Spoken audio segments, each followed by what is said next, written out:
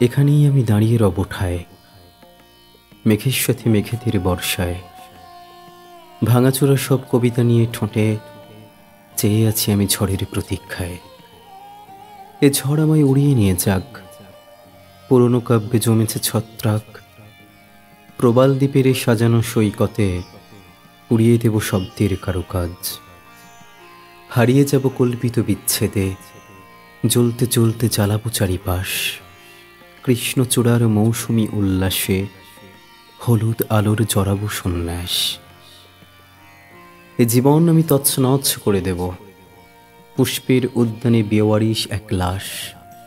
মহুয়ার বিষে কেউ যদি করে নিশে, ফোটাবো ফুল বৃষ্টিতে 12 মাস।